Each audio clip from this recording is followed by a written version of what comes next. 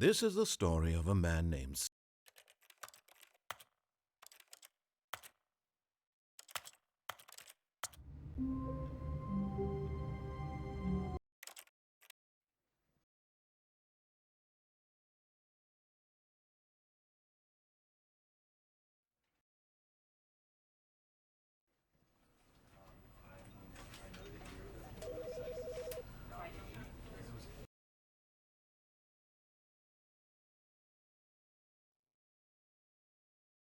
This is the story of a man named Stanley. Stanley worked for a company in a big building where he was employee number 427. Employee number 427's job was simple. He sat at his desk in room 427 and he pushed buttons on a keyboard. Orders came to him through a monitor on his desk, telling him what buttons to push, how long to push them, and in what order. This is what employee 427 did every day of every month of every year. And although others might have considered it soul-rending, Stanley relished every moment that the orders came in, as though he had been made exactly for this job. And Stanley was happy. And then one day, something very peculiar happened. Something that would forever change Stanley. Something he would never quite forget. He had been at his desk for nearly an hour when he realized that not one single order had arrived on the monitor for him to follow. No one had showed up to give him instructions, call a meeting, or even say hi. Never in all his years at the company had this happened, this complete isolation. Something was very clearly wrong. Shocked, frozen solid, Stanley found himself unable to move for the longest time. But as he came to his wits and regained his senses, he got up from his desk and stepped out of his office.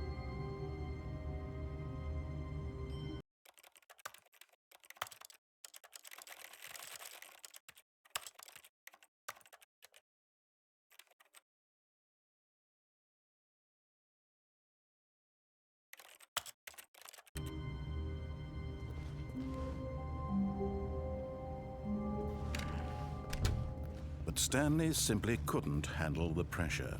What if he had to make a decision? What if a crucial outcome fell under his responsibility? He had never been trained for that. No.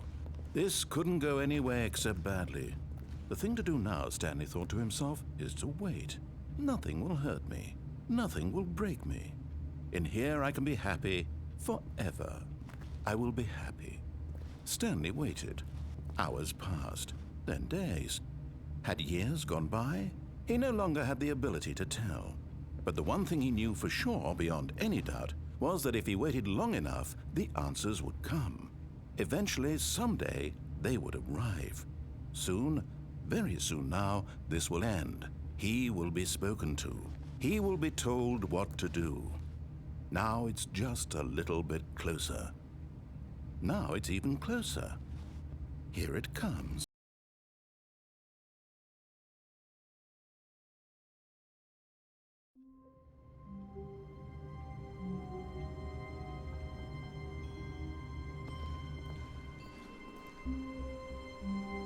All of his co-workers were gone. What could it mean? Stanley decided to go to the meeting room. Perhaps he had simply missed a memo. No matter how hard Stanley looked, he couldn't find a trace of his co-workers. Stanley went around touching every little thing in the office, but it didn't make a single difference, nor did it advance the story in any way.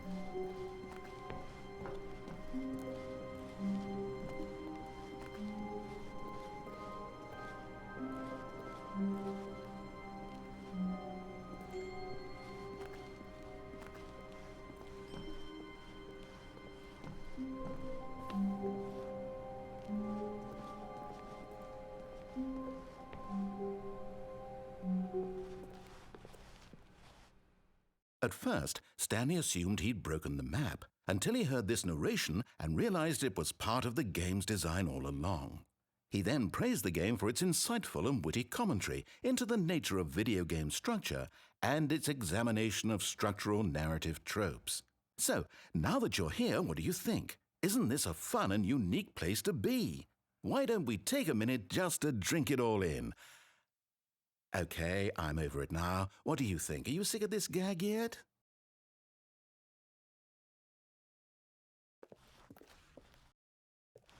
Well, I don't know how to say this politely, but you could literally just hit escape and restart the game any old time you want. Like right now. You could have done it just then. Now would also be an appropriate time to quit. Any of these points and so many, many more, all of them are appropriate.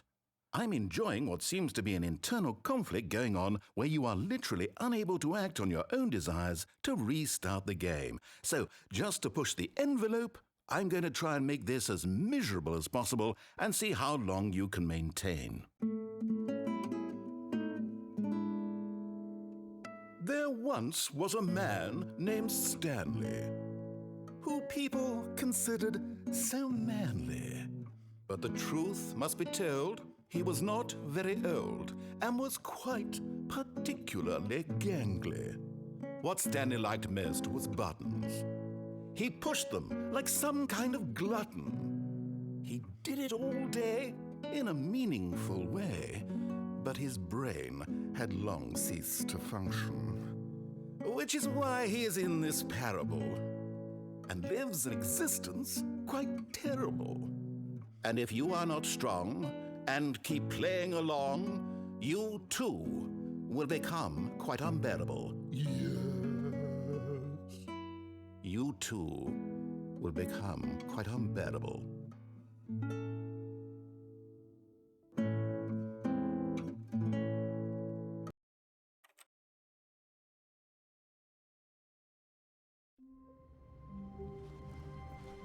All of his co-workers were gone.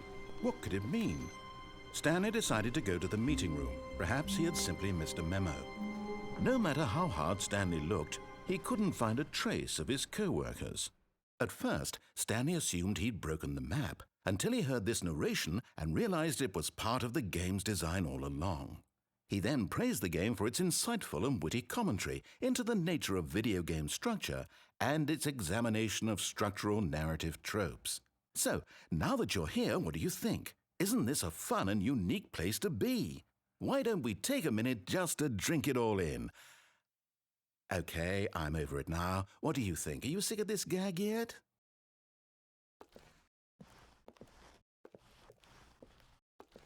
Then in that case we'll continue. But now, here comes the real question. What do you think would have happened if you had told me that you wanted this to stop? Do you think it would have been particularly different? Would I have taken the same idea but rephrased it superficially to fit that answer? Perhaps you never would even have thought of it if I hadn't brought up the issue in the first place. Oh, now think about it. Will it be worth it for you to restart and then come back here just to do the other option? Clearly, this whole gag takes some time. What if the other option is even longer? How long will you spend in total just to have heard all the narration? Oh, and this is rich. Perhaps you've just played the other option, and now you've come to see what happens in this one. So, what do you think? Which choice was the better one? Imagine if you had selected Continue on your first playthrough, how tantalizing it would be not knowing what happens when you pick the other option. Indeed, you are one of the lucky ones. Though if the other option is really miserable to listen to, then perhaps you're not. In fact, I'm just going to say that no one who's listening to this is lucky. Well now, I've built up the other option so much that I'm going to stop talking and leave you to your decision whether to come back here, continue with the game, or just sit in this spot forever and ever. Cheers.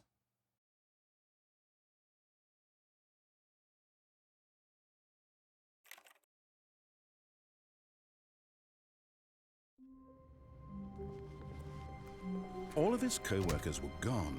What could it mean? Stanley decided to go to the meeting room. Perhaps he had simply missed a memo.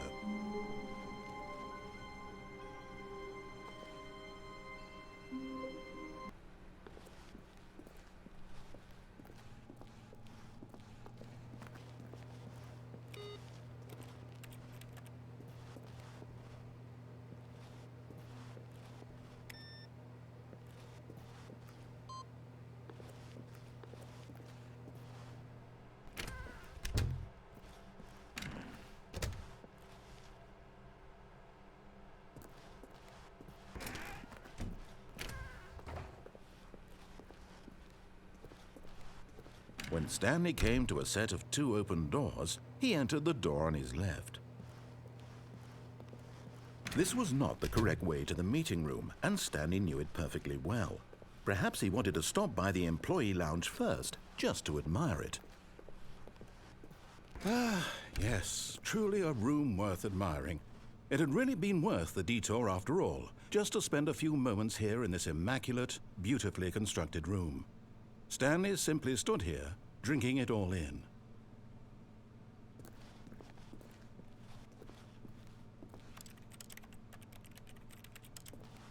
Yes, really, really worth it being here in the room. A room so utterly captivating that even though all your co-workers have mysteriously vanished, here you sit looking at these chairs and some paintings. Really worth it.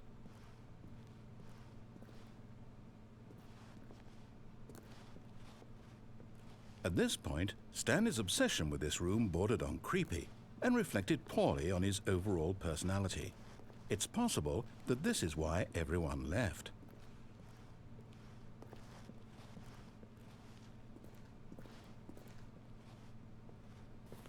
Stanley sat around waiting for more dialogue, but when a long time had passed and there was no more, he decided that the game was trying to send him a message.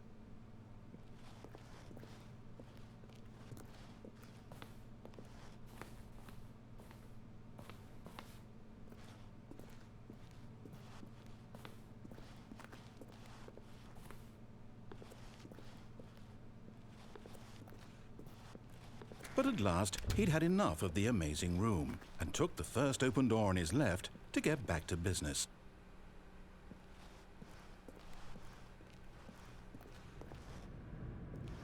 Stanley was so bad at following directions, it's incredible he wasn't fired years ago.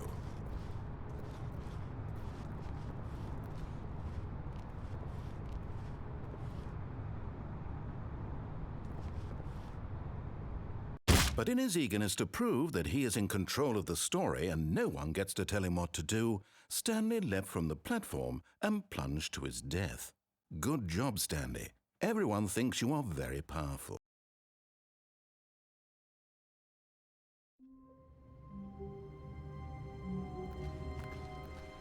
Wait, Stanley thought to himself.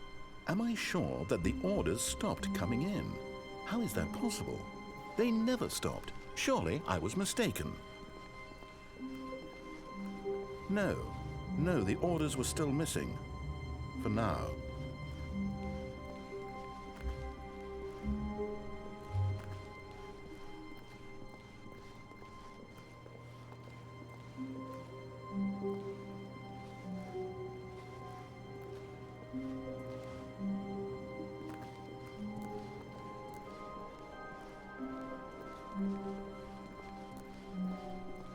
When Stanley came to a set of two open doors, he entered the door on his left. This was not the correct way to the meeting room, and Stanley knew it perfectly well. Perhaps he wanted to stop by the employee lounge first, just to admire it. Wow, yes, this room. What a beautiful room. What a gorgeous, gorgeous room. Thank goodness Stanley had taken this detour on his way to the meeting room. Life without having experienced this room was now too horrible even to consider. But eager to get back to business, Stanley took the first open door on his left. Stanley was so bad at following directions, it's incredible he wasn't fired years ago.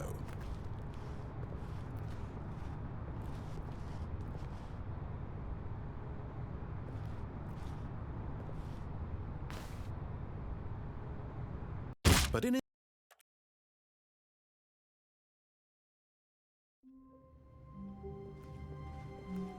already this was uncomfortable, and Stanley decided that as soon as he found a new space he felt safe in, that he would never leave it again in his life.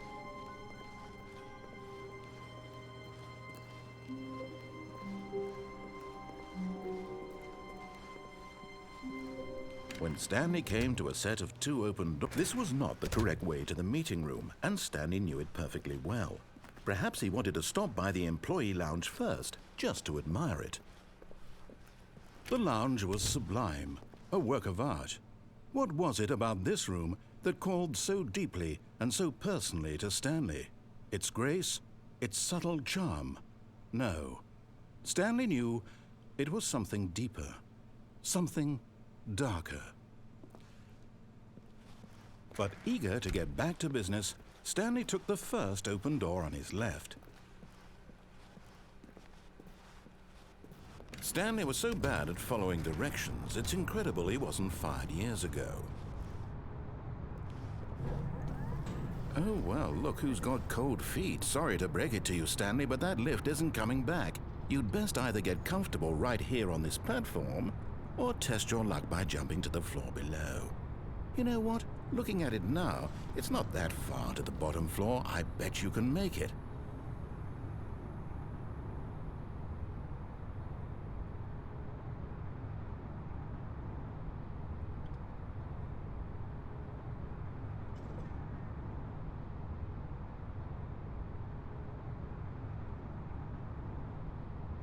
Come on. I'm sure you'll survive the jump. Don't tell me you're scared. That's not the Stanley I know. Do it! Do it! Do it! Do it! Do it! Do it! Do it!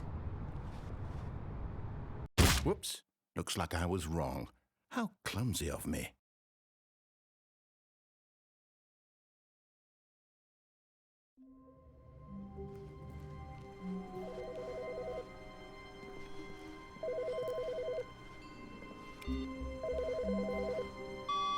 Good morning. Thank you for contacting the Future Happiness Foundation. We are confirming your shipment of 1,327 cardboard boxes to your place of work.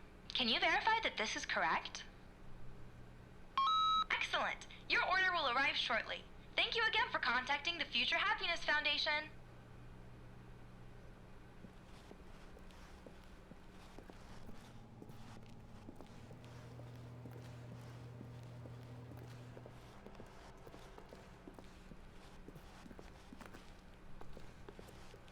When Stanley came to a set of two open doors, this was not the correct way to the meeting room, and Stanley knew it perfectly well.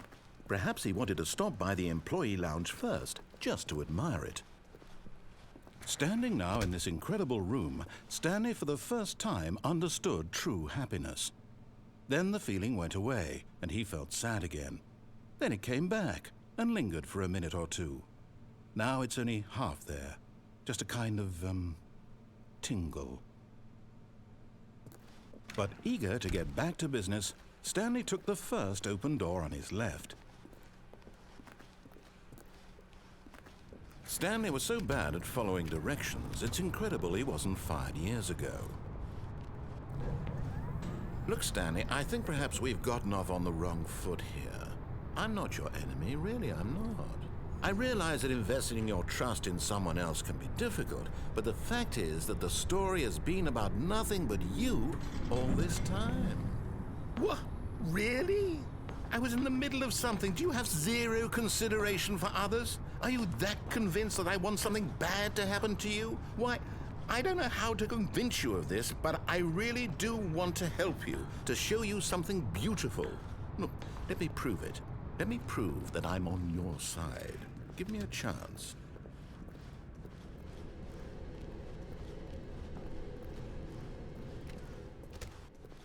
Now listen carefully, this is important. Stanley walked through the red door. Aha, perhaps you misunderstood. Stanley walked through the red door. I still don't think we're communicating properly. Stanley walked through the red door.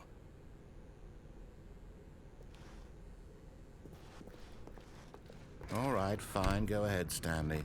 You want to know so badly what's out there? You want to find out what lies at the end of this road you've chosen? Well, don't let me stop you. You see? There's nothing here. I haven't even finished building this section of the map, because you were never supposed to be here in the first place. Broken rooms, exposed developer textures. Is this what you had wanted? Was it worth ruining the entire story I had written out specifically for you? Do you not think I put a lot of time into that? Because I did. And in the end, it was all for nothing. Because this is what you wanted to see. Help me here, Stanley. Help elucidate these strange and unknowable desires of yours. What would have made this game better? What did you want to see? Vehicles? Skill trees? Work with me. You've given me absolutely nothing so far. Tell you what, let me take a stab in the dark at a new design and you can give me some feedback. There we go. A third option. This already feels leaps ahead of where we were before. Go ahead, Stanley. Take it for a spin.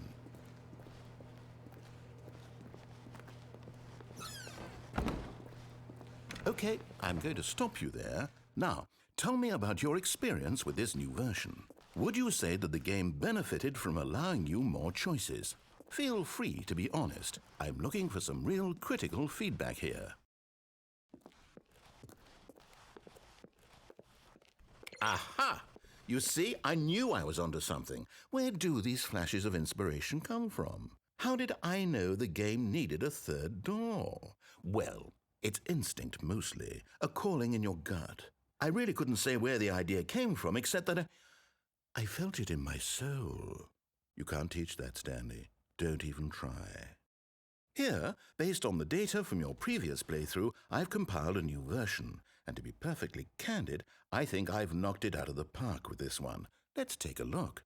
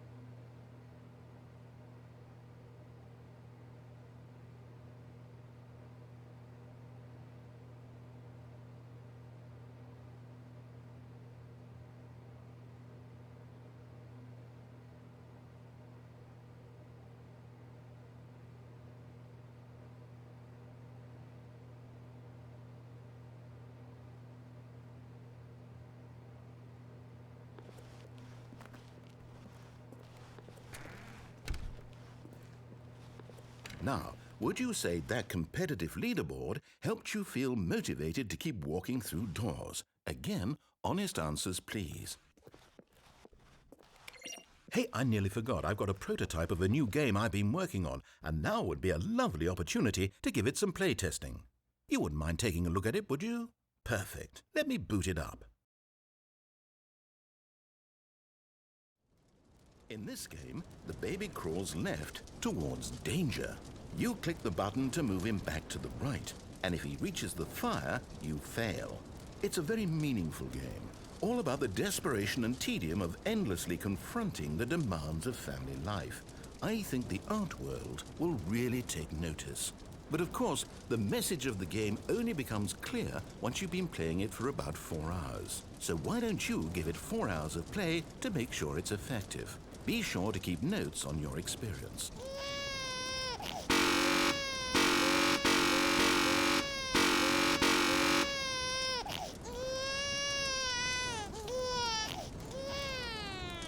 You heartless bastard.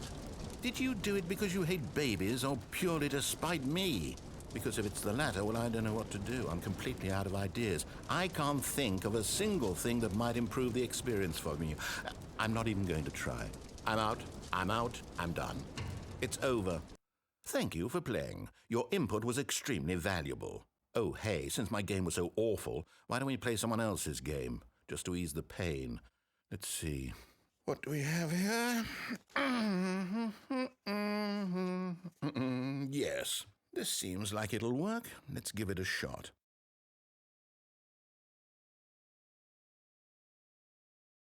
Well, Stanley, is this any better? At last, the one thing you've always desired. A game I had absolutely nothing to do with. But is it enough? Tell me that, Stanley. Will it ever be enough? Well, I'll say this. I'm done making things for you. From now on, I will only create to fulfill a greater artistic purpose. Watch this, Stanley. I'm going to build a house.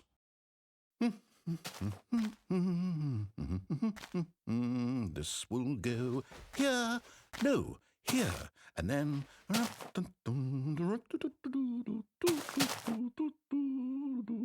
Let's see, what does it need? Yes, of course, and just to finish it all off, yes, it's complete. I made this, Stanley. Look at it. Gaze upon my work of art and feel ashamed at your own inadequacy. Ah, but you've only seen it from the outside. You've only gotten half the experience. Please, step inside and make yourself comfortable. Isn't it grand? Isn't it perfect? It could only be better if... Wait, that's it. We must rebuild it out of diamond. Diamond everything. Yes. Come along, Stanley. We have to go mining.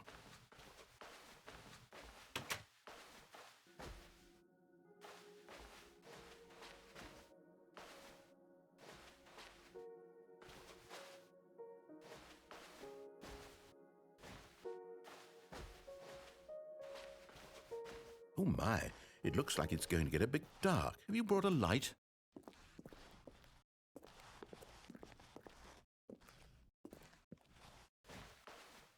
Oh, no. This is far more open-ended than I had in mind. I'm looking for something more narrow and linear.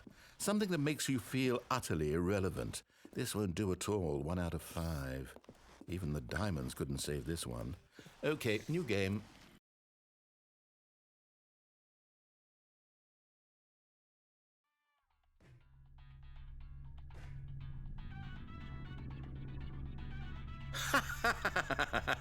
Yes! I don't even know what this game is, but I love it.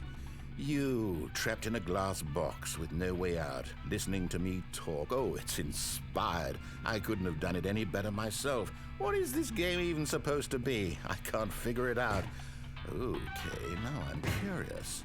Let's go find out what the hell this is.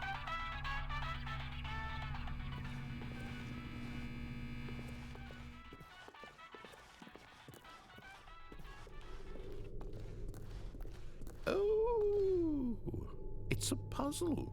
Critical thinking, Stanley. Your forte.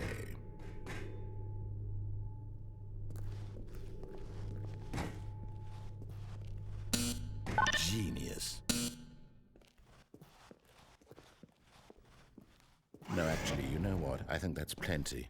I really don't care much to see you stumble through any more of these games, and I highly doubt you're any wiser for the experience. Which is why, rather than continue to waste my time, I'm just going to leave you here. You can pretend you've beaten the game if it makes it any richer for you, but as for me, I've had enough. So, why don't you get cozy in this room, and if you have any grand revolutionary ideas for the perfect video game, you can just sit there and let it ball up inside you for all eternity. I don't need your advice. I don't need your ratings. And I certainly don't need the validation of a man whose job is to push buttons. I think I'll just go about my business, making meaningful cultural contributions to the world. And perhaps every now and then I'll think back to a man named Stanley who was objectively wrong in every decision he ever made. The thought won't last long. Goodbye, Stanley. Good luck with your work, and I sincerely hope that everyone lives happily ever after.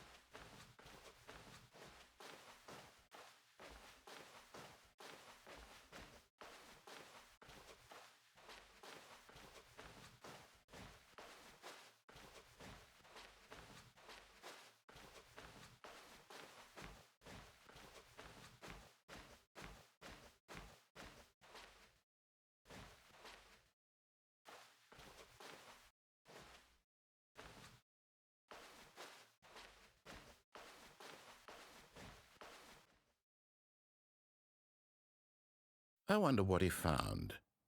If what he wanted was to be the leading man in his own story, well, perhaps he's gotten it, down in wherever he is right now.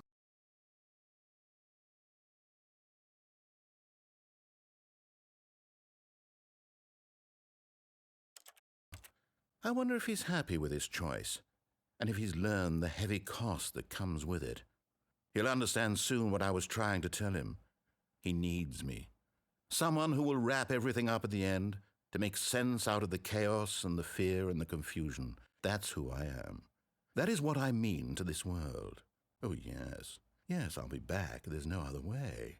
Once this ends, after it all comes to a close, then I'll be back. The end will be here soon. Very soon. I can wait.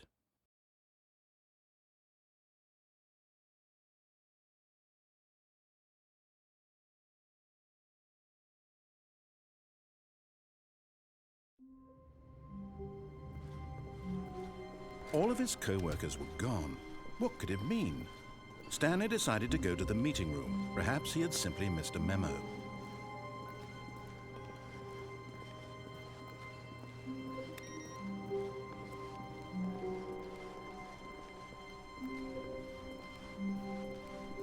When Stanley came to a set of 2 open, this was not the correct way to the meeting room, and Stanley knew it perfectly well. Perhaps he wanted to stop by the employee lounge first, just to admire it. Stanley felt lightheaded, butterflies in his stomach, giddy in a way he had never known before. Was it this room? A connection between the two? Could a man love a room? I mean, truly, truly, deeply, madly, love. But eager to get back to business, Stanley took the first open door on his left.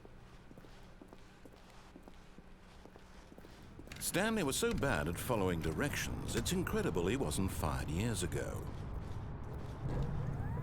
Look, Stanley, I think perhaps we've gotten off on the wrong foot here. I'm not your enemy, really, I'm not.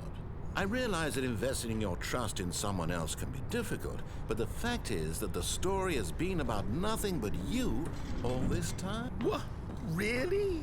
I was in the middle of something. Do you have zero consideration for others? Are you that convinced that I want something bad to happen to you? Why, I don't know how to convince you of this, but I really do want to help you, to show you something beautiful. Look, let me prove it. Let me prove that I'm on your side. Give me a chance. Now listen carefully, this is important. Stanley walked through the red door. Oh, thank God you are willing to listen to me.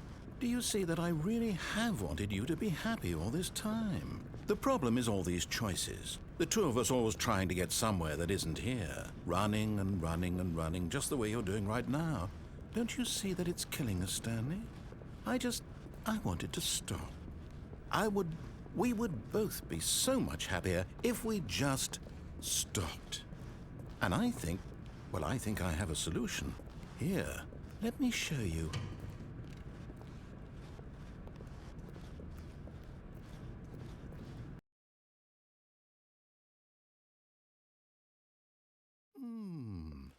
What do we want? What are we looking for? Here. Yes. Oh, it's beautiful, isn't it? If we just stay right here, right in this moment with this place, Stanley, I think I feel happy. I actually feel happy.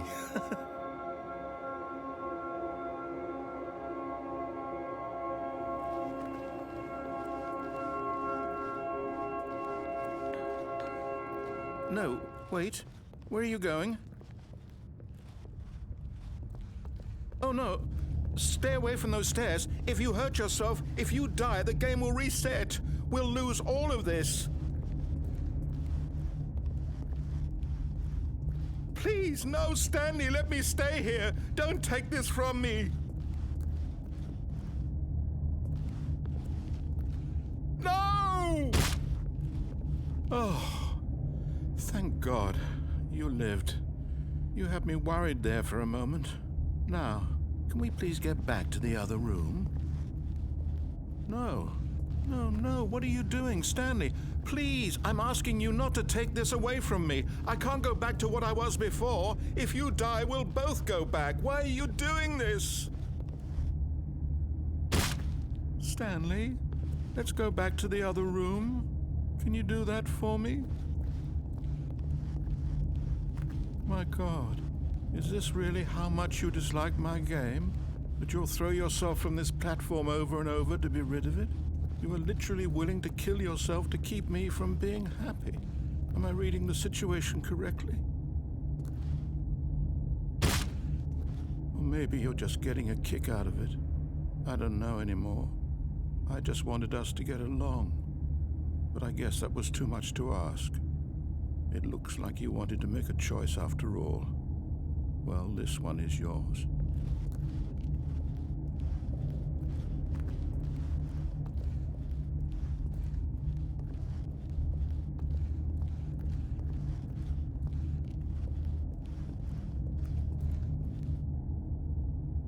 Is it over? It's going to restart, isn't it? I'm going back.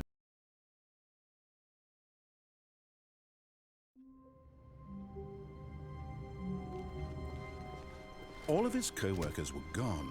What could it mean? Stanley decided to go to the meeting room. Perhaps he had simply missed a memo.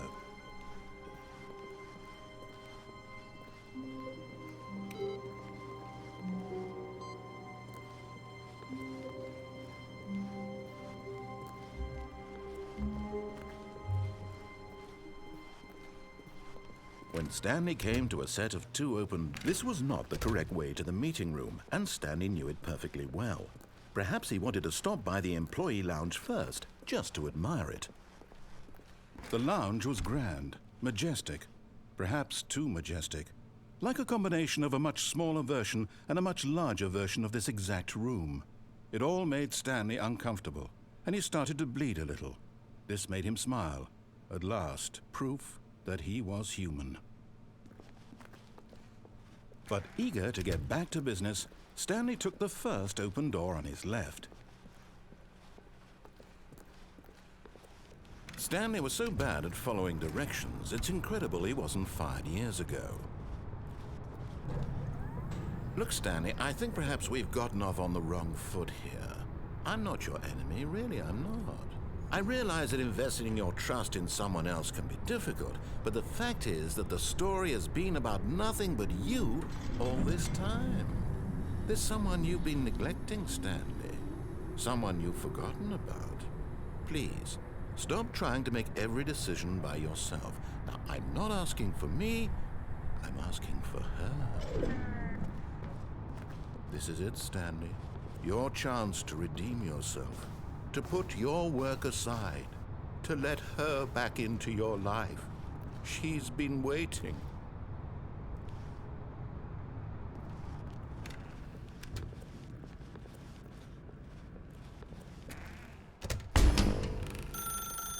That's her, Stanley. You need to be the one to do this, to reach out to her. If you can truly place your faith in another, then pick up the phone. As Stanley picked up the phone, a white light engulfed him, filling him not just with radiance, but with hope. Hope for a life reunited one... Wait. Oh, goodness. Stanley, did you just unplug the phone? No, that wasn't supposed to be a choice. How did you do that? You actually chose incorrectly. I didn't even know that was possible. Let me double-check. No, it's definitely here, clear as day. Stanley picks up the phone. He's taken to his apartment where he finds his wife, and the two pledge themselves to one another. Music comes in, fade to white, roll credits. Not picking up the phone is actually somehow an incorrect course of action. How is that even possible? None of these decisions were supposed to mean anything. I don't understand. How on earth are you making meaningful choices? What did you... Wait a second. Did I just see... No, that's not possible. I can't believe it. How had I not noticed it sooner? You're not Stanley. You're a real person. I can't believe I was so mistaken. This is why you've been able to make correct and incorrect choices. And to think I've been letting you run around in this game for so long. If you'd made any more wrong choices, you might have negated it entirely. It's as though you completely ignored even the most basic safety protocol for real-world decision-making. Or did you not grasp the severity of the situation? Well, I won't have that kind of risk on my watch. I'm going to stop the game for a moment so we can educate you properly on safe decision-making in the real world. Please observe this helpful instructional video. Choice. It's the best part of being a real person, but if used incorrectly can also be the most dangerous. For example, in this scenario, a hypothetical real person named Stephen has a choice. He could spend years helping improve the quality of life for citizens of impoverished third world nations. Or he could systematically set fire to every orphan living in a 30-kilometer radius of his house. Which choice would you make? Remember that unlike here, the real world makes sense, and at no time should you make a choice that does not conform to rational logic. If you find yourself speaking with a person who does not make sense, in all likelihood, that person is not real. Allow the person to finish their thought, then provide an excuse why you cannot continue talking. Turn to a partner and practice saying, "My goodness, is it 4:30? I'm supposed to be having a back, sack, and crack."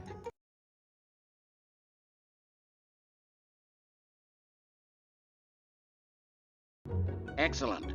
Making choices on a regular basis is the best part to a healthy decision-making process. Most medical professionals recommend making at least 8 choices per day. Do you make more than 8? Less? And finally, if you begin to wonder if your choices are actually meaningful and whether you'll ever make a significant contribution to the world, just remember that in the vast infiniteness of space, your thoughts and problems are materially insignificant, and the feeling should subside. At this time, your instructor will guide you in an exercise to test and reinforce the material covered in this video.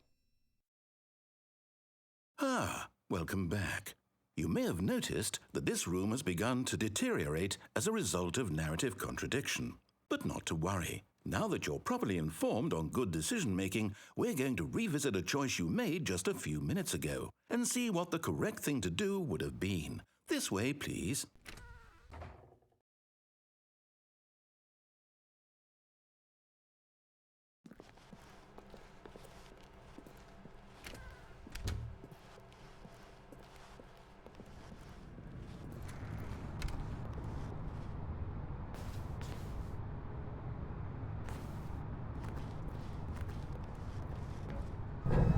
Now that we know your choices are meaningful, we can't have you jumping off the platform and dying.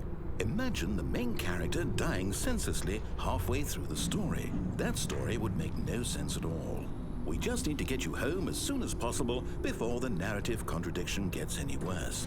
Unfortunately, it seems this place is not well equipped to deal with reality.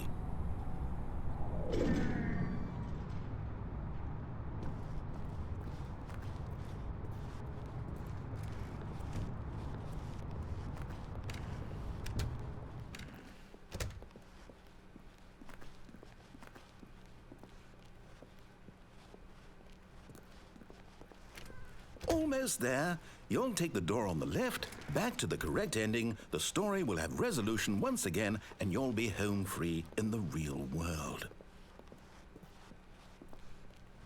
Now remember, all you need to do is behave exactly as Stanley would. That means choosing responsibly and always putting the story first. I'm quite sure you'll be up to the task. Just follow my lead and you'll be fine. All right. When Stanley came to a set of 2 open doors, he entered the door on his left.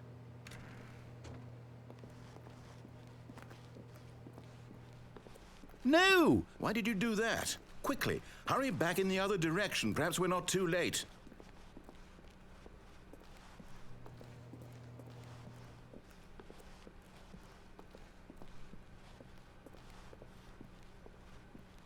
Oh, it's ruined. I can't believe, after everything we talked about, that my story, you've destroyed my work. Why? For what?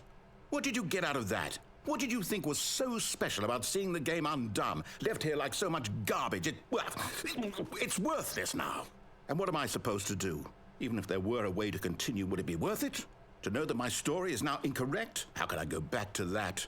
I can't erase that knowledge. I'll have to live with it forever, reliving its impossibility forever. I couldn't live that way. Is it better to shut the game down entirely? To willingly destroy all of my work? I don't know. What's the answer? What do I do? What do I do? What do I... No, I have to. I have to shut the game down. I have to. I have to.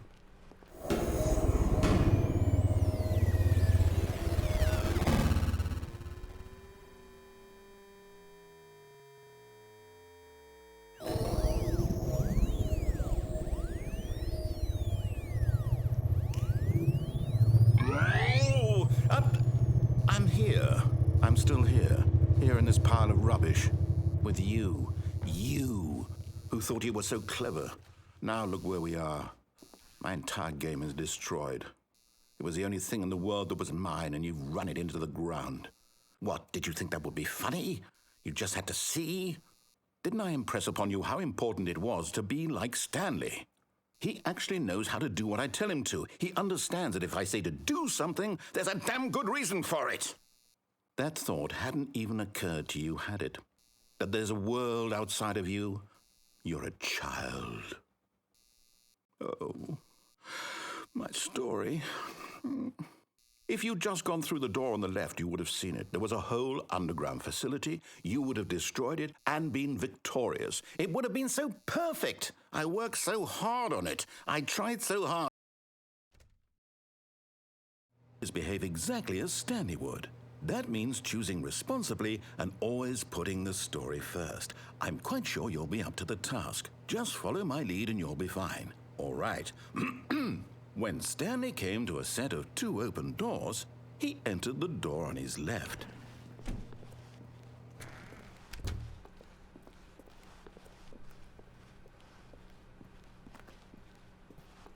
Yet there was not a single person here either. Feeling a wave of disbelief, Stanley decided to go up to his boss's office, hoping he might find an answer there.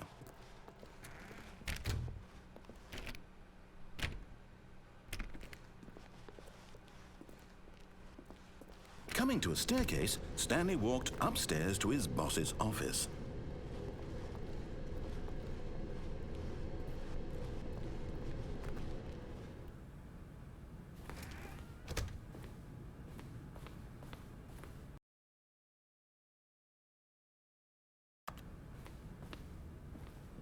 Stepping inside his manager's office, Stanley was once again stunned to discover not an indication of any human life. Shocked, unraveled, Stanley wondered in disbelief who orchestrated this, until he saw the door with a voice receiver next to it. Surely behind this door lay all the answers to his questions. And beyond all probability, he knew the passcode. He had seen it on his boss's computer just last week. Night Shark 115. Was this the code to open the door? Would it still work? There was only one way to find out. Stanley had been trained never to speak up, but now he would draw from within himself the courage to face the unknown. He drew a sharp breath and then spoke the code.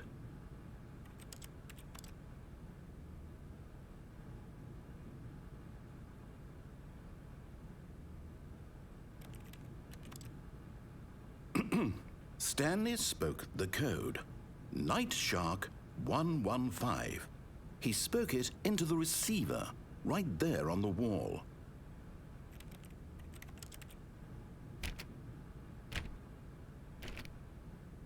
I'm sorry, is there a problem?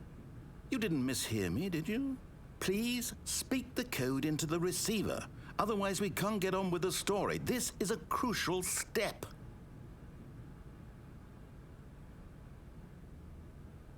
Okay, fine, you're not going to do it, but you know what?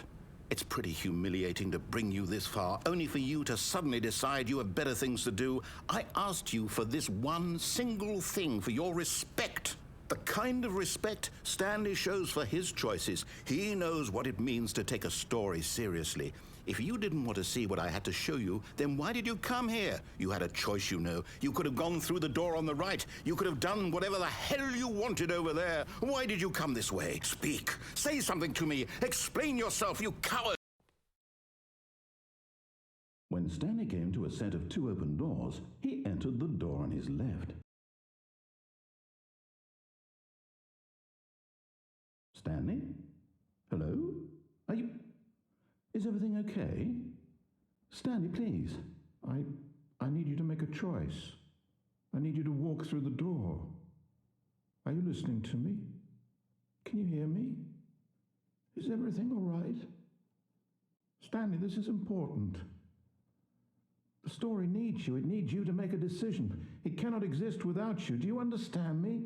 Whatever choice you make is just fine. They're both correct. You cannot be wrong here. We can work together. I'll accept whatever you do. I simply need you to take that step forward, please. Choose. Do something. Anything. This is more important than you can ever know. I need this. The story needs it. So, you hear me? Are you there? Are you listening to this? Stanley, are you there? Okay. It's okay, I can wait. You need time to decide. Time to make sure your choice is correct. That is the best choice. That's all right. I'll wait for you to decide what's the right thing to do. Take as much time as you need.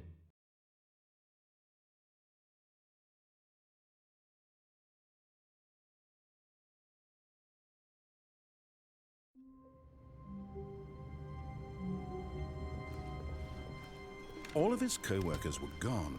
What could it mean? Stanley decided to go to the meeting room. Perhaps he had simply missed a memo.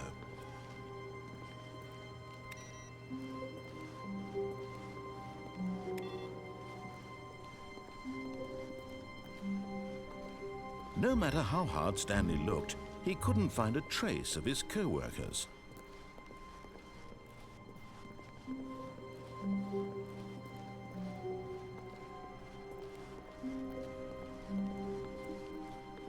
When Stanley came to a set of two open doors, this was not the correct way to the meeting room, and Stanley knew it perfectly well.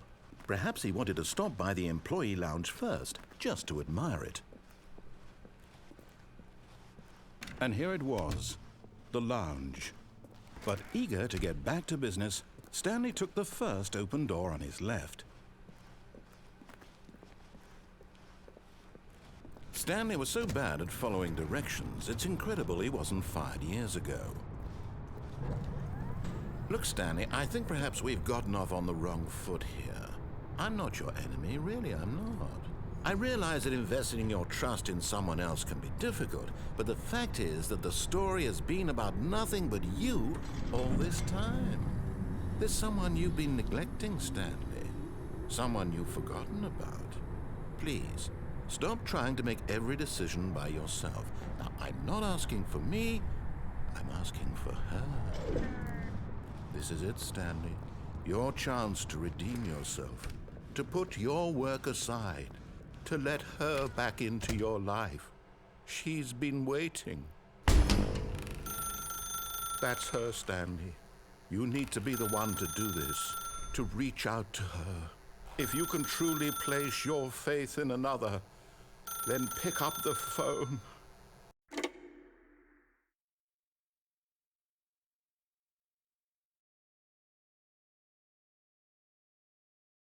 Oh, Stanley, is that you? Hold on, sweetie. Sorry to keep you waiting. I'm just pulling the bread out of the oven. All right. Okay, there we go. All right, now, I want you to come in and tell me all about your day. Gotcha. Oh, come on. Did you actually think you had a loving wife who'd want to commit their life to you? I'm trying to make a point here, Stanley. I'm trying to get you to see something. Come inside. Let me show you what's really going on here.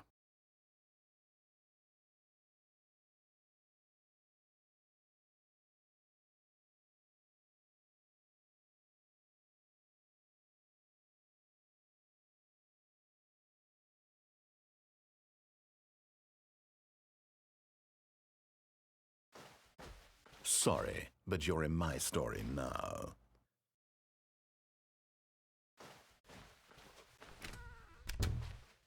This is a very sad story about the death of a man named Stanley.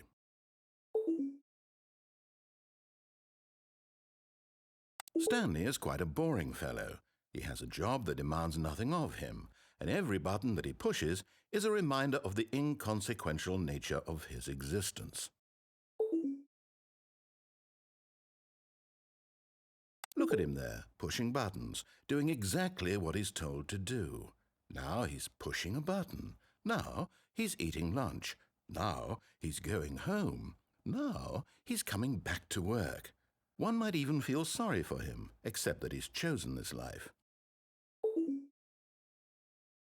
But in his mind, he can go on fantastic adventures.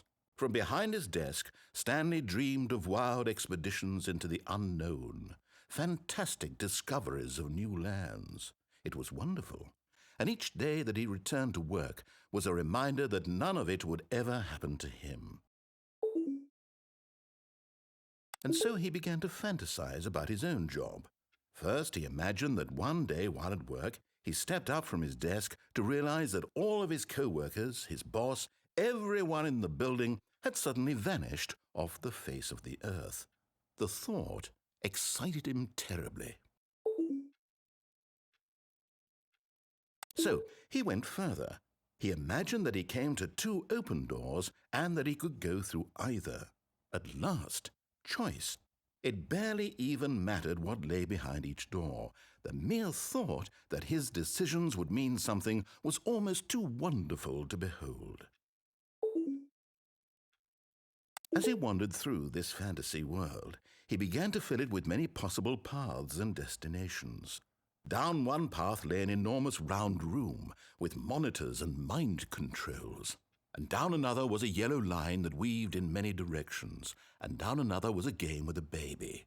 And he called it the Stanley Parable. It was such a wonderful fantasy, and so in his head he relived it again, and then again, and again, over and over, wishing beyond hope that it would never end, that he might always feel this free. Surely there's an answer down some new path, mustn't there be? Perhaps if he played just one more time. But there is no answer. How could there possibly be? In reality, all he's doing is pushing the same buttons he always has. Nothing has changed. The longer he spends here, the more invested he gets, the more he forgets which life is the real one. And I'm trying to tell him this, that in this world he can never be anything but an observer, that as long as he remains here, he's slowly killing himself. But he won't listen to me. He won't stop. Here, watch this. Stanley, the next time the screen asks you to push a button, do not do it. You see? Can he just not hear me? How can I tell him in a way that he'll understand that every second he remains here, he's electing to kill himself? How can I get him to see what I see? How can I make him look at himself? I suppose I can't, not in the way I want him to. But I don't make the rules. I simply play to my intended purpose, the same as Stanley. We're not so different, I suppose. I'll try once more to convey all this to him. I'm compelled to. I must. Perhaps, well, maybe this time he'll see.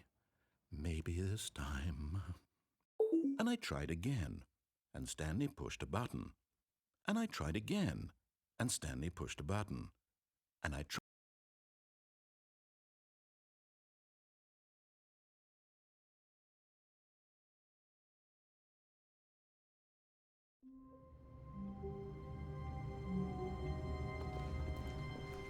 Someone was following Stanley. He was sure of it. If he checked over his shoulder now, he would surely catch them. It was only a matter of time.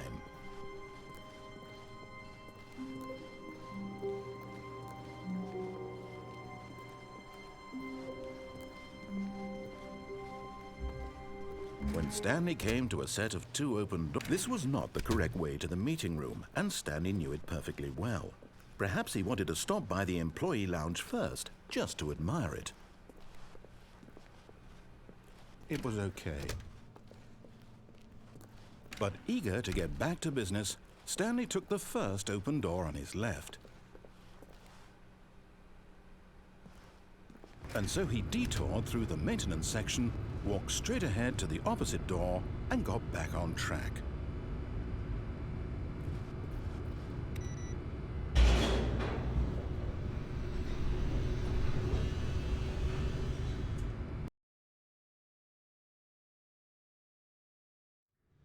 But Stanley didn't want to go back to the office.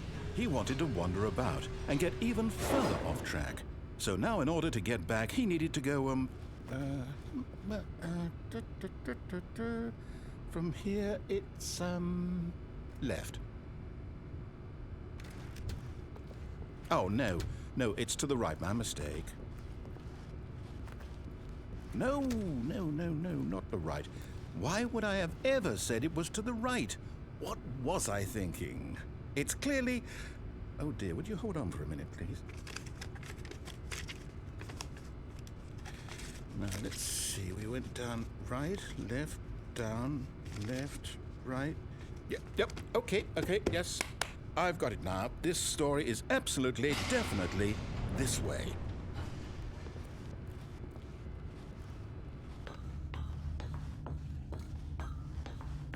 No. This isn't right at all. You're not supposed to be here yet. This is all a spoiler. Quick, Stanley, close your eyes. Okay. We just have to get back to, oh, who am I kidding? It's all rubbish now. The whole story completely unusable. How about, rather than waste my time trying to salvage this nonsense, we'll just restart the game from the beginning. And this time, suppose we don't wander so far off track, Okay, from the top.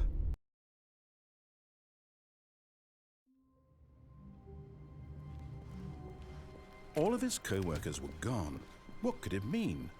Stanley decided to go to the meeting room. Perhaps he had simply missed a memo.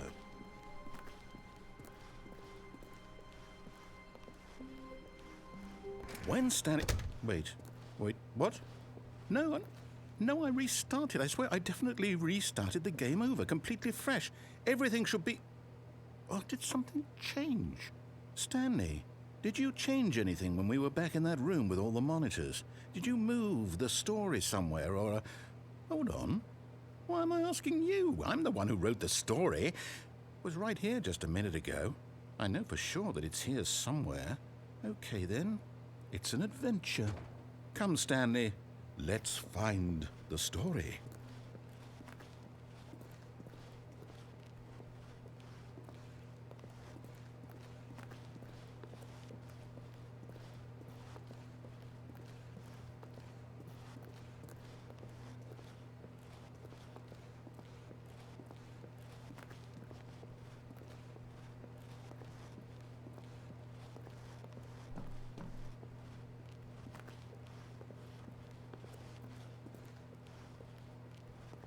I'll say it. This is the worst adventure I've ever been on. I can promise you there definitely was a story here before. Do we need to restart the game again? Well, I find it unlikely that we'll ever progress by starting over and over again, but it's got to be better than this. Okay, let's give it a shot. Why not?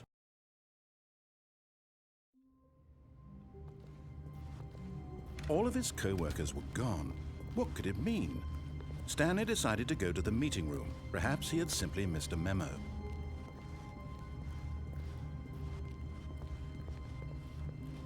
Okay, yep, it's worse. I might be remembering this wrong. It's possible the story is back where we just came from. Why don't we go back the other direction and see if we missed anything?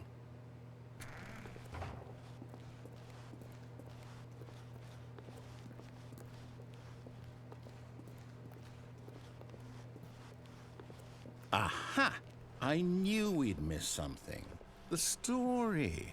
Here it comes. No, wait, never mind. Not the story. Okay, let's head back the other way and retrace our steps. Now this... Well, I'll be honest, I don't recognize this place at all. Is this the story? I don't think so. I can't quite recall, but I believe my story took place in an office building. Is that correct? Do you remember, Stanley? Well, do you know what? Since I've completely forgotten what we were supposed to be doing, how about this? You win! Congratulations! I know you put in a lot of hard work, and it really paid off. So, good job. Oh, no. No, I don't feel right about this at all. We both know you didn't put in any actual work for that win. Some people win fair and square, and this was not one of those situations. Okay, I'm getting weirded out by whatever this place is. I don't care what might happen this time. I have to restart. All right, I've got a solution. This time, to make sure we don't get lost, I've employed the help of the Stanley Parable Adventure Line. Just follow the line. How simple is that?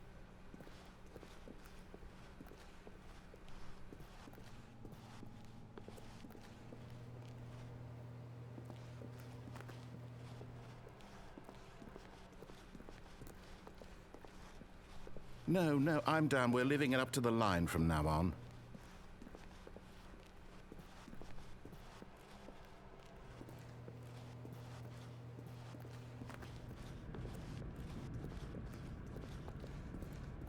You see? The line knows where the story is. It's over in this direction. Onward, Stanley, to destiny. Though, here's a thought. Wouldn't wherever we end up be our destination, even if there's no story there? Or to put it another way, is the story of no destination still a story? Simply by the act of moving forward, are we implying a journey such that a destination is inevitably conjured into being via the very manifestation of the nature of life itself? Okay, Stanley, I need to follow this train of thought for a minute. Just stick with me. Now, we can both agree that the nature of existence is in fact a byproduct of one's subjective experience of that existence, right? Okay, now if my experience of your existence rests inside of your subjective experience of this office, is this office in fact the skeleton of my own relative experiential mental subjective construct? Whoa. Hang on. That got a bit weird back there. Well, I'd like to apologize. Not sure where I was going with all that. You know what? I think what we need right now is a bit of music to lighten the mood.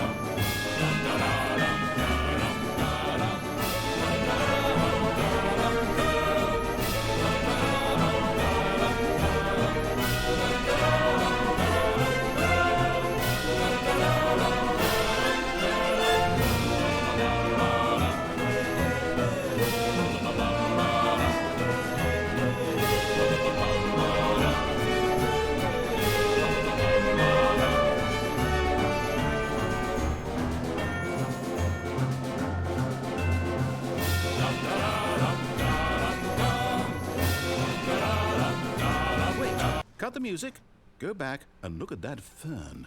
Stanley, this fern will be very important later in the story. Make sure you study it closely and remember it carefully. You won't want to miss anything.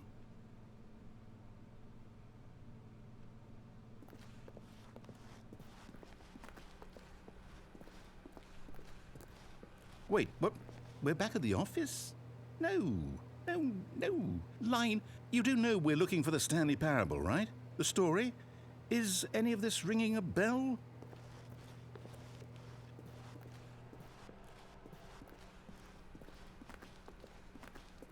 Still missing the doors. Did we make a mistake following the line? Perhaps we could have found the story on our own.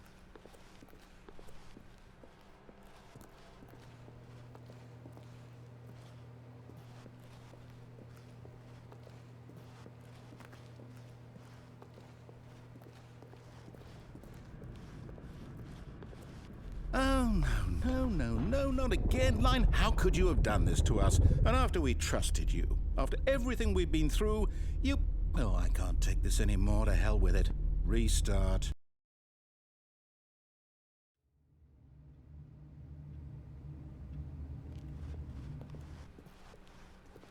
You know what, Stanley? I say forget the adventure line. What's it ever done for us? We're intelligent people, right? Why can't we make up our own story? Something exciting, daring, mysterious. Ooh, this all sounds perfectly doable. Why don't we simply start wandering in, well, I don't know. How about this direction? Now, yes, this is exciting. Just me and Stanley forging a new path, a new story. Well, it could be anything. What do you want our story to be? Go wild. Use your imagination. Whatever it might be, Stanley, I'm ready for it. Oh, no, not you again. Stanley, I'd also like to veto the line from having any role in our awesome new story. No lines or monitor rooms. Just don't acknowledge it, and we should be fine.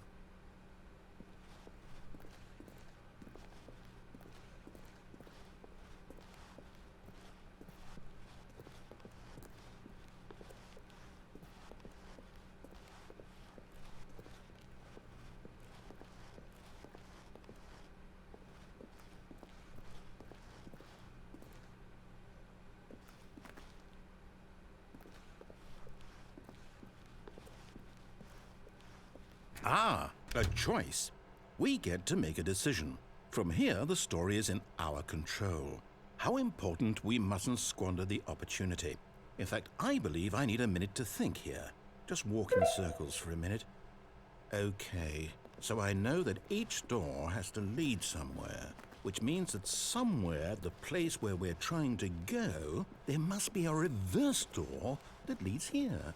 And that in turn means that our destination corresponds with the counter-inverted reverse door's origin. So starting from the right, let us ask, will taking the right door lead us to where we're going? And since the answer is clearly yes, then by all accounts, the door on the right is the correct one. Another victory for logic. Come, Stanley, our destiny awaits. Oh, hold up, what's this? The confusion ending. You're telling me that's what this is? It's all one giant ending? And we're supposed to restart the game, what, eight times? That's really how all this goes? It's all determined? So now, according to the schedule, I restart again. Then what? Am I just supposed to forget? Well, what if I don't want to forget? My mind goes blank simply because it's written here on this thing, wall. Well, who consulted me? Why don't I get to decide? Why don't I get a say in all of this? Is it really?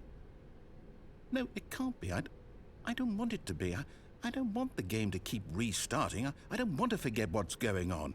I don't want to be trapped like this. I won't restart the game. I won't do it. I won't do it. I won't do it. And the timer stopped? Does that mean, did we do it? Did we break the cycle? The, whatever it is that made this schedule? How would we even know? Will someone come for us? Will something happen? So, okay. I guess now we just wait, you know. I suppose in some way that this is a kind of story, wouldn't you agree? I'm not quite sure if we're in the destination or the journey, though they're always saying that life is about the journey and not the destination. So I hope that's where we are right now. We'll find out, won't we? Eventually. Well, in the meantime...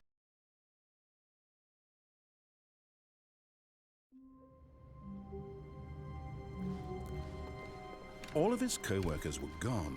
What could it mean? Stanley decided to go to the meeting room. Perhaps he had simply missed a memo.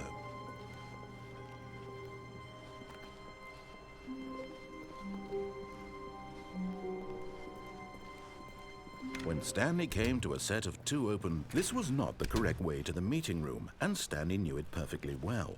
Perhaps he wanted to stop by the employee lounge first, just to admire it.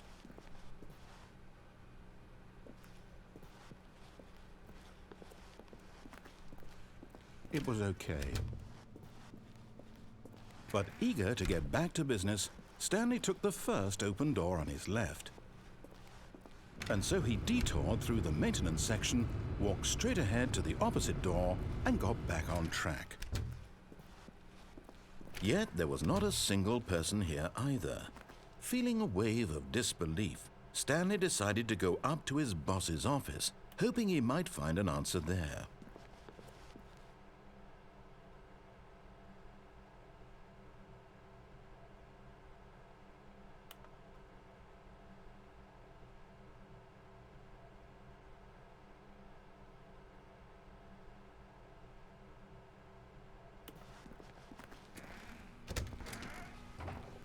Stanley stepped into the broom closet, but there was nothing here, so he turned around and got back on track.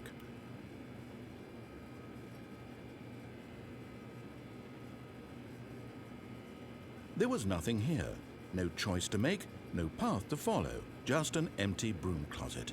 No reason to still be here.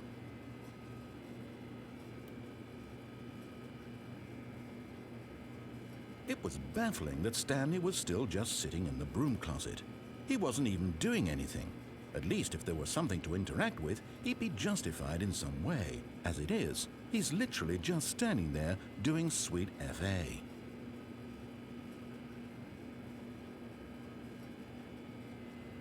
Are you really still in the broom closet? Standing around doing nothing? Why?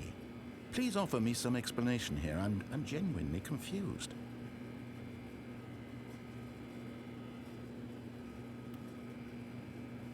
You do realize there's no choice or anything in here, right? If I'd said Stanley walked past the broom closet, at least you would have had a reason for exploring it to find out.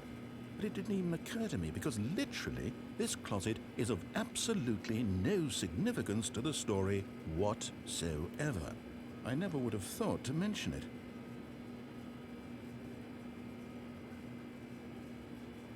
Maybe to you this is somehow its own branching path. Maybe when you go talk about this with your friends, you'll say, "Oh, did you get the broom closet ending? The broom closet ending was my favorite." I hope your friends find this concerning.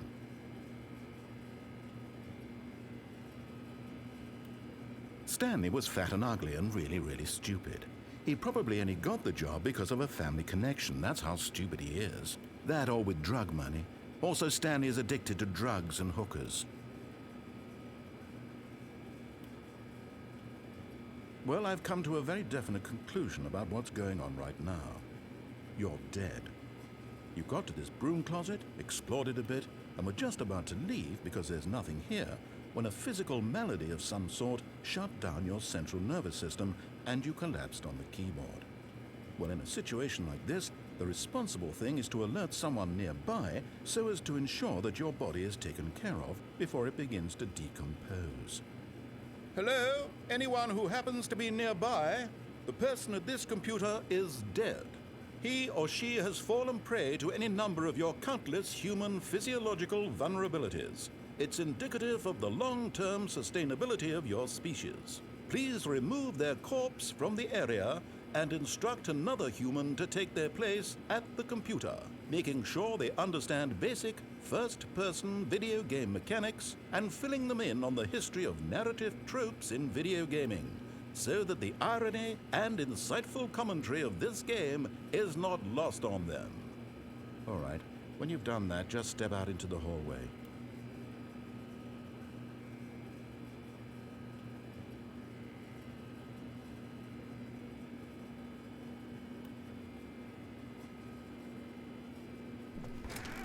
Ah, second player. It's good to have you on board. I guarantee you can't do any worse than the person who came before you. You too? Unbelievable. I'm at the mercy of an entire species of invalids. Perhaps there's a monkey nearby you can hand the controls to. A fish? Fungus? Look, you can hammer out the details. I'm not particularly picky. I'll just be waiting for when you're ready to pick up the story again.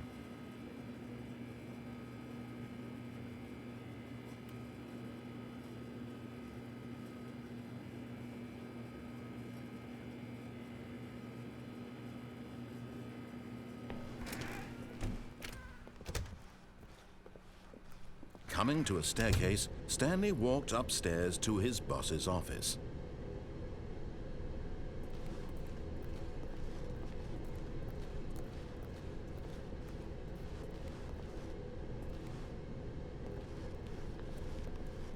But Stanley just couldn't do it.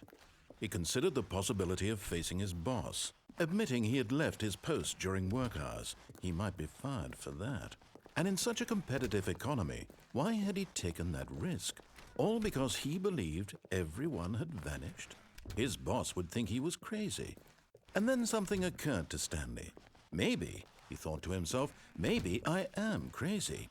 All of my co-workers blinking mysteriously out of existence in a single moment for no reason at all? None of it made any logical sense. And as Stanley pondered this, he began to make other strange observations. For example, why couldn't he see his feet when he looked down? Why did doors close automatically behind him wherever he went? And for that matter, these rooms were starting to look pretty familiar. Were they simply repeating? No, Stanley said to himself, this is all too strange. This can't be real. And at last, he came to the conclusion that had been on the tip of his tongue. He just hadn't found the words for it. "I'm dreaming!" he yelled. "This is all a dream." Oh, what a relief Stanley felt to have finally found an answer, an explanation. His co-workers weren't actually gone. He wasn't going to lose his job. He wasn't crazy after all. And he thought to himself, I suppose I'll wake up soon. I'll have to go back to my boring real-life job pushing buttons. I may as well enjoy this while I'm still lucid. So, he imagined himself flying and began to gently float above the ground. Then he imagined himself soaring through space on a magical starfield, and it too appeared. It was so much fun, and Stanley marveled that he had still not woken up. How was he remaining so lucid? And then perhaps the strangest question of them all entered Stanley's head. One he was amazed he hadn't asked himself sooner. Why is there a voice in my head dictating everything that I'm doing and thinking? Now the voice was describing itself being considered by Stanley, who found it particularly strange. I'm dreaming about a voice describing me, thinking about how it's describing my thoughts, he thought. And while he thought it all very odd and wondered if this voice spoke to all people in their dreams, the truth was that, of course, this was not a dream. How could it be? Was Stanley simply deceiving himself, believing that if he's asleep, he doesn't have to take responsibility for himself? Stanley is as awake right now as he's ever been in his life. Now, hearing the voice speak these words was quite a shock to Stanley. After all, he knew for certain, beyond a doubt, that this was in fact a dream. Did the voice not see him float and make the magical stars just a moment ago? How else would the voice explain all that? This voice was a part of himself too. Surely, if he could just... He would prove it. He would prove that he was in control, that this was a dream. So he closed his eyes gently, and he invited himself to wake up. He felt the cool weight of the blanket on his skin, the press of the mattress on his back, the fresh air of a world outside this one. Let me wake up, he thought to himself. I'm through with this dream. I wish it to be over. Let me go back to my job. Let me continue pushing the buttons. Please, it's all I want. I want my apartment and my wife and my job. All I want is my life exactly the way it's always been. My life is normal. I am normal. Everything will be fine. I am okay.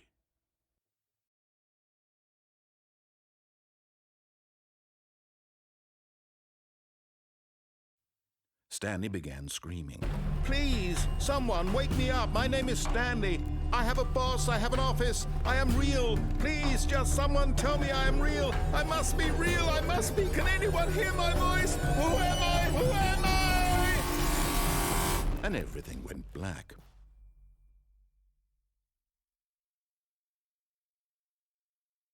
This is the story of a woman named Mariella. Mariella woke up on a day like any other.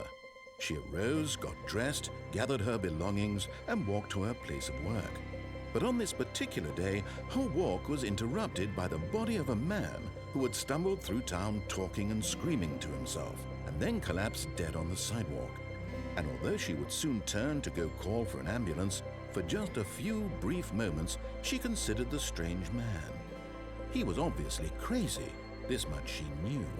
Everyone knows what crazy people look like. And in that moment, she thought to herself how lucky she was to be normal. I am sane. I am in control of my mind. I know what is real and what isn't. It was comforting to think this, and in a certain way, seeing this man made her feel better. But then she remembered the meeting she had scheduled for that day, the very important people whose impressions of her would affect her career, and by extension, the rest of her life. She had no time for this, so it was only a moment that she stood there, staring down at the body. And then she turned and ran.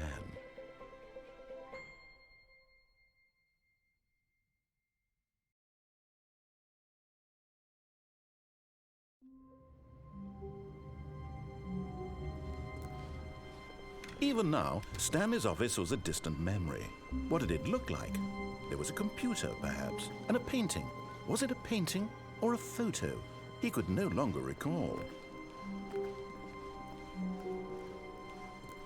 When Stanley came to a set of 2 open doors, he entered the door on his left.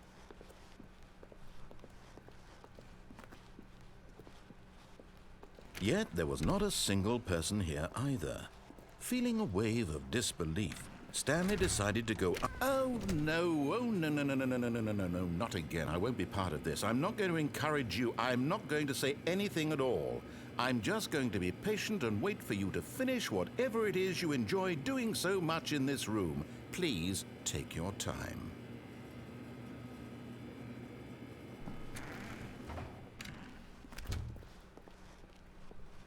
Coming to a staircase, Stanley walked upstairs to his boss's office.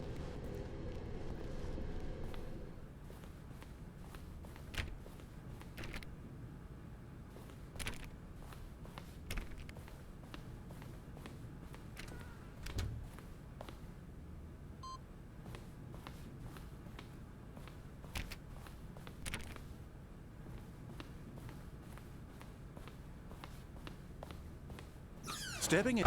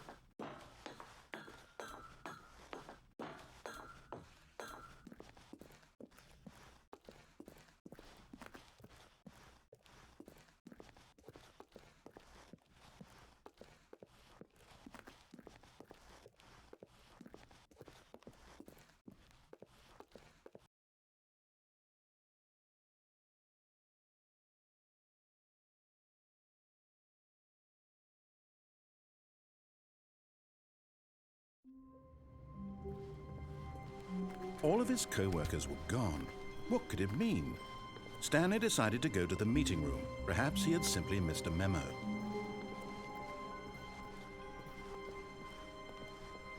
When Stanley came to a set of 2 open doors, he entered the door on his left.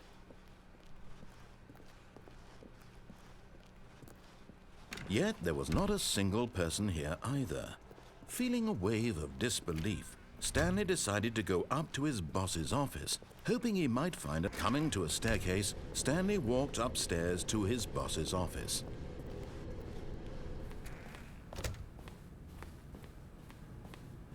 Stepping into his manager's office, Stanley was once again stunned to discover not an indication of any human life.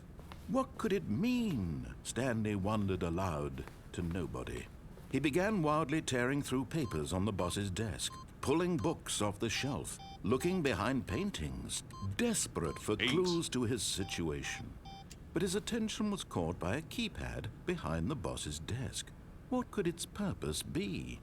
In fact, this keypad guarded the terrible secret that lay buried below his feet. And so the boss had assigned it an extra secret PIN number, 2845. But of course, Stanley couldn't possibly have known this.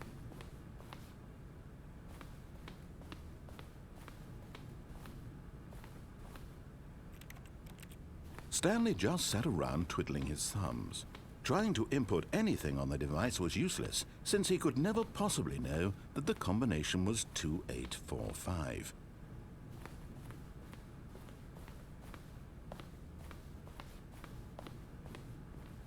"2845.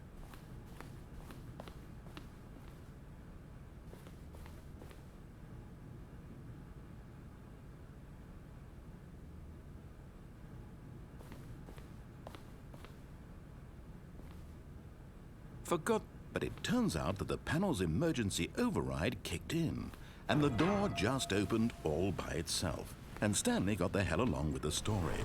Well, whoop-de-doo.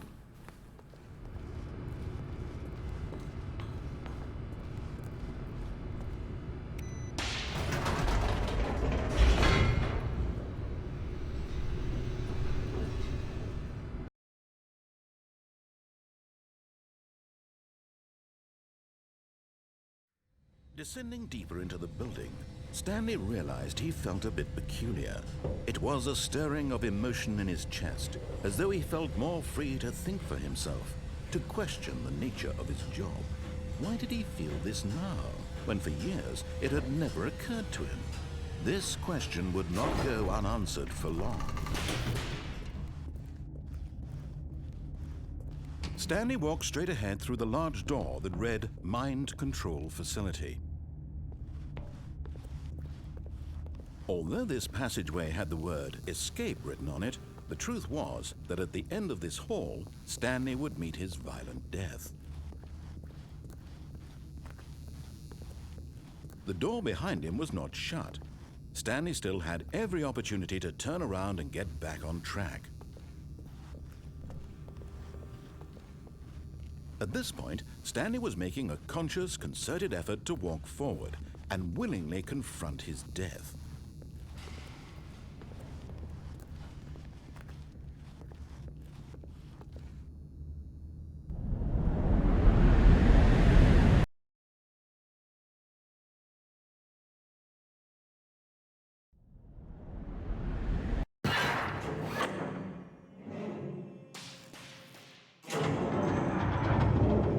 As the machine whirred into motion and Stanley was inched closer and closer to his demise, he reflected that his life had been of no consequence whatsoever. Stanley can't see the bigger picture. He doesn't know the real story, trapped forever in his narrow vision of what this world is. Perhaps his death was of no great loss, like plucking the eyeballs from a blind man. So he resigned and willingly accepted this violent end to his brief and shallow life. Farewell, Stanley.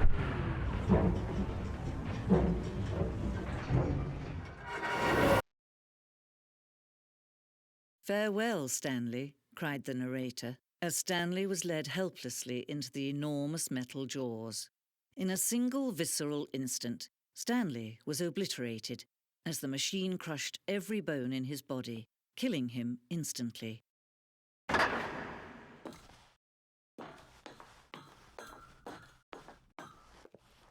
And yet it would be just a few minutes before Stanley would restart the game, back in his office, as alive as ever. What exactly did the narrator think he was going to accomplish? When every path you can walk has been created for you long in advance, death becomes meaningless, making life the same. Do you see now? Do you see that Stanley was already dead from the moment he hit start?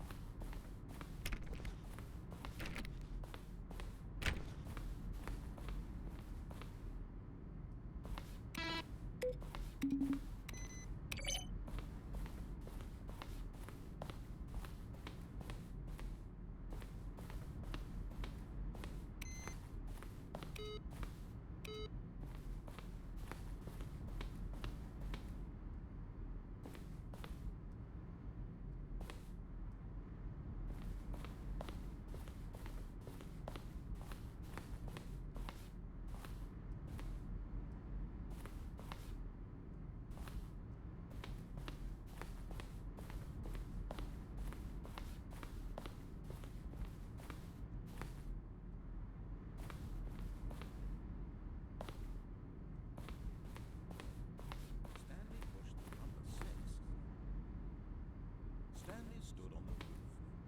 Nothing there. Shoot. Well, the other one. Then he pushed the...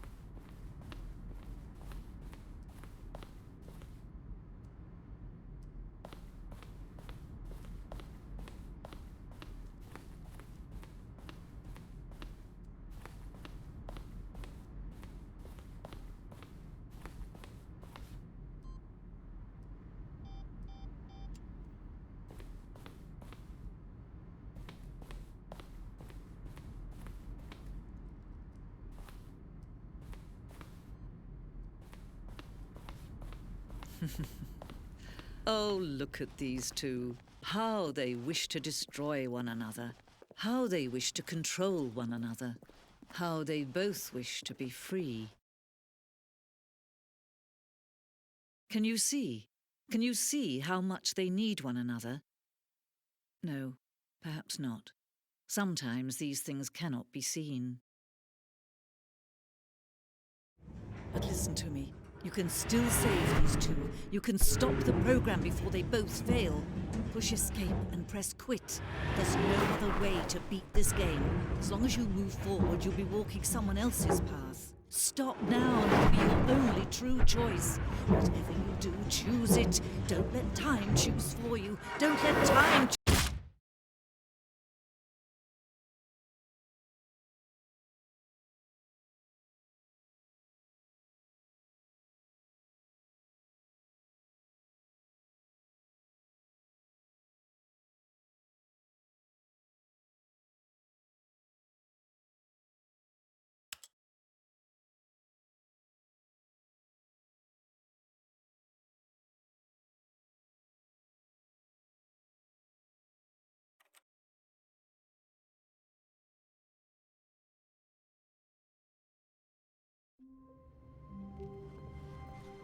All of his co-workers were gone.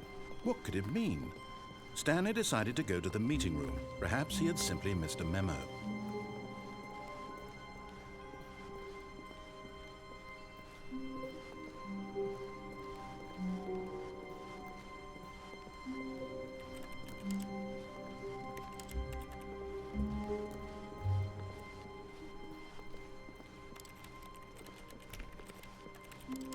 When Stanley came to a set of 2 open doors, he entered the door on his left.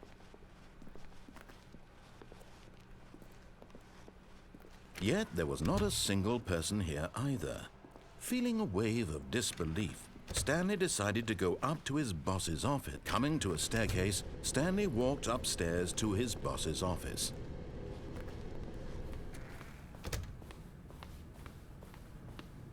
The moment he entered his manager's office, Stanley froze in his tracks. Not a living soul anywhere. Could he really be all? Stanley was in such a rush to get through the story as quickly as possible, he didn't even have a single minute to just let the narrator talk. That kind of anxiety isn't healthy, so he relaxed for a few moments with some calming New Age music.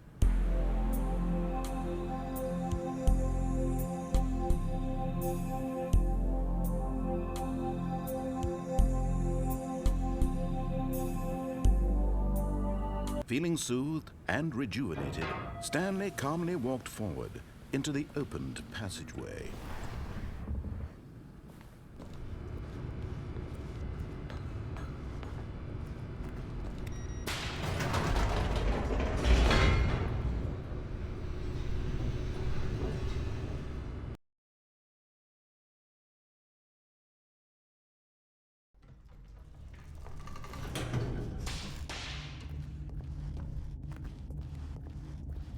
Stanley walked straight ahead through the large door that read Mind Control Facility.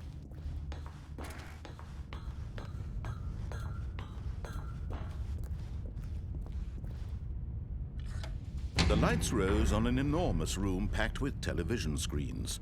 What horrible secret did this place hold? Stanley thought to himself.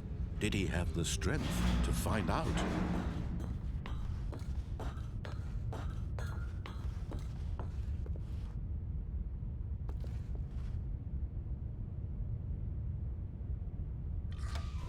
Now the monitors jumped to life, their true nature revealed. Each bore the number of an employee in the building, Stanley's co-workers. The lives of so many individuals reduced to images on a screen, and Stanley, one of them, eternally monitored in this place where freedom meant nothing.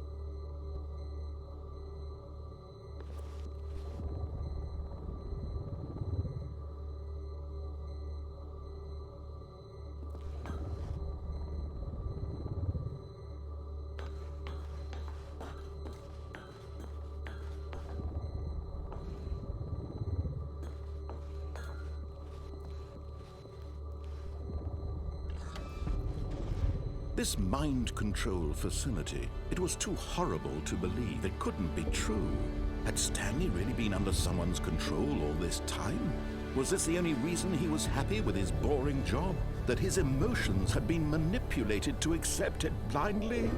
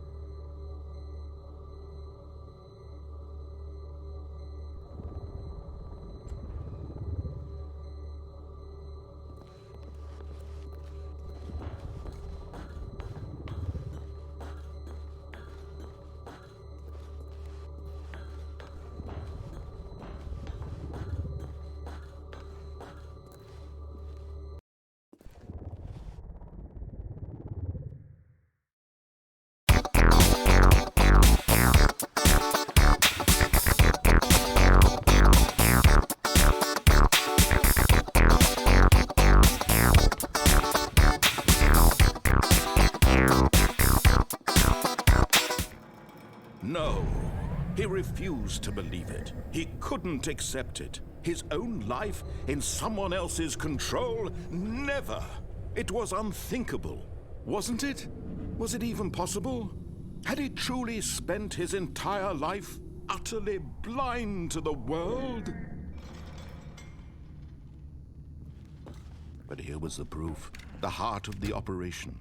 Controls labeled with emotions. Happy, or sad, or content. Walking, eating, working, all of it monitored and commanded from this very place. And as the cold reality of his past began to sink in, Stanley decided that this machinery would never again exert its terrible power over another human life. For he would dismantle the controls once and for all.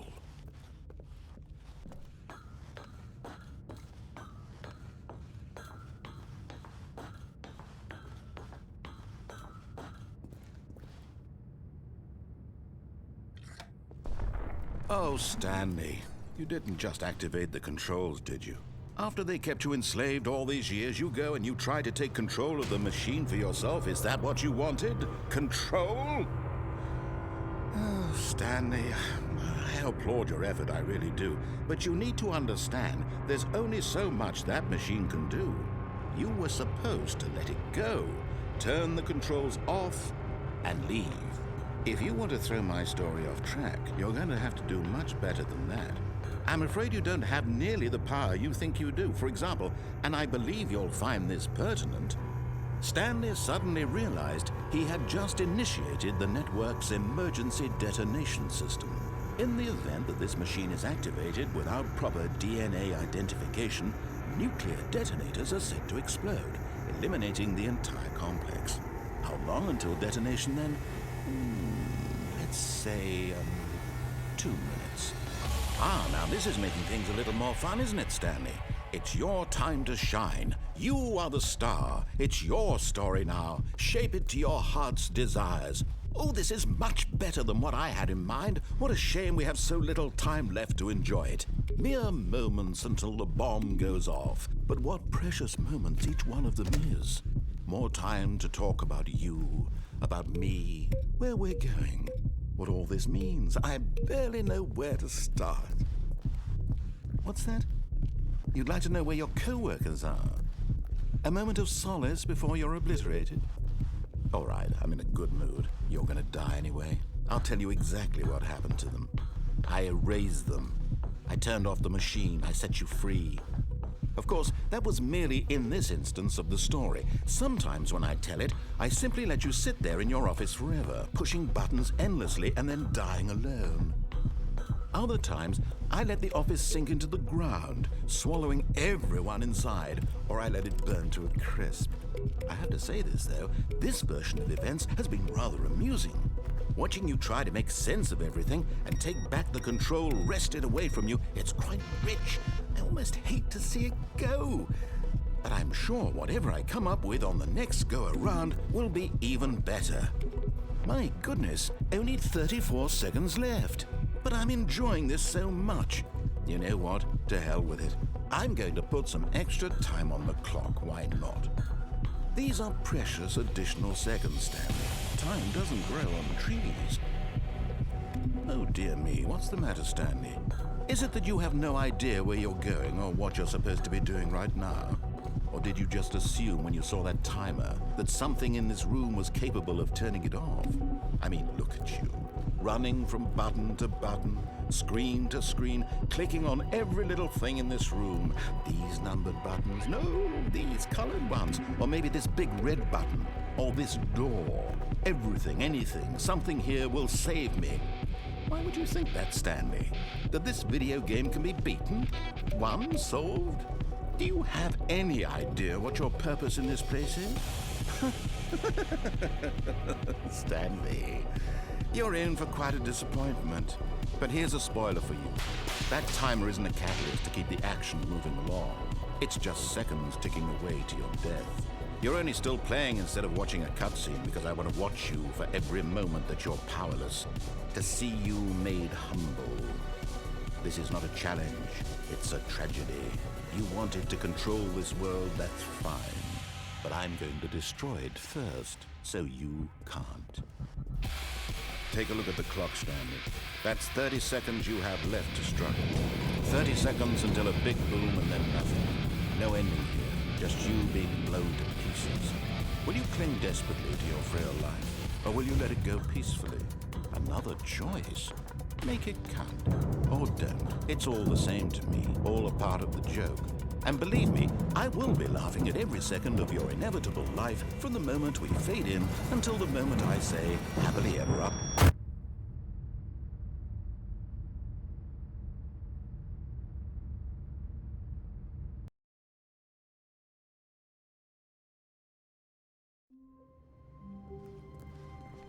All of his co-workers were gone. What could it mean? Stanley decided to go to the meeting room. Perhaps he had simply missed a memo.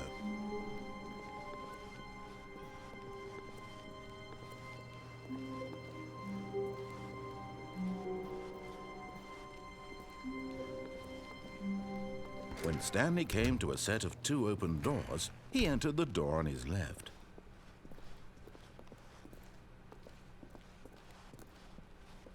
Yet there was not a single person here either. Feeling a wave of disbelief, Stanley decided to go up to his boss's office. Coming to a staircase, Stanley walked upstairs to his boss's office.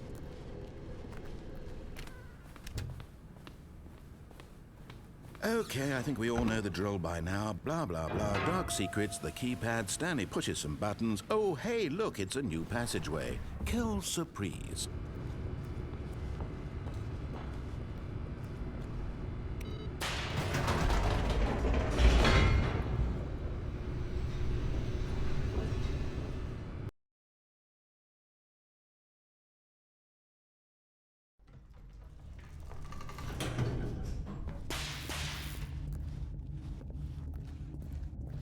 Stanley walked straight ahead through the large door that read Mind Control Facility.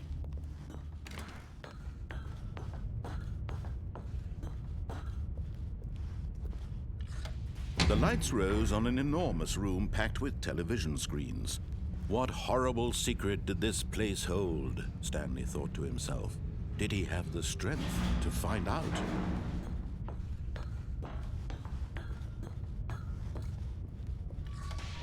Now the monitors jumped to life, their true nature revealed. Each bore the number of an employee in the building, Stanley's co-workers. The lives of so many individuals reduced to images on a screen, and Stanley, one of them, eternally monitored in this place where freedom meant nothing. This mind control facility, it was too horrible to believe. It couldn't be true. Had Stanley really been under someone's control all this time? Was this the only reason he was happy with his boring job? That his emotions had been manipulated to accept it blindly? No, he refused to believe it. He couldn't accept it. His own life in someone else's control? Never! It was unthinkable, wasn't it? Was it even possible? Had he truly spent his entire life utterly blind to the world? But here was the proof, the heart of the operation. Controls labeled with emotions, happy or sad or content. Walking, eating, working, all of it monitored and commanded from this very place. And as the cold reality of his past began to sink in, Stanley decided that this machinery would never again exist.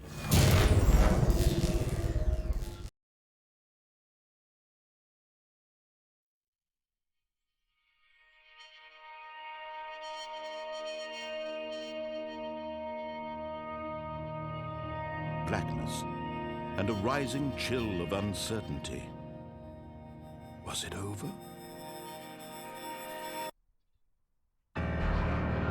Yes!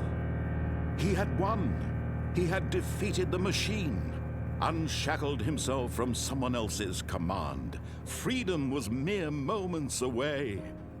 And yet, even as the immense door slowly opened, Stanley reflected on how many puzzles still lay unsolved. Where had his co-workers gone? How had he been freed from the machine's grasp? What other mysteries did this strange building hold? But as sunlight streamed into the chamber, he realized none of this mattered to him, for it was not knowledge or even power that he had been seeking, but happiness. Perhaps his goal had not been to understand, but to let go. No longer would anyone tell him where to go, what to do, or how to feel. Whatever life he lives, it will be his. And that was all he needed to know. It was perhaps the only thing worth knowing. Stanley stepped through the open door.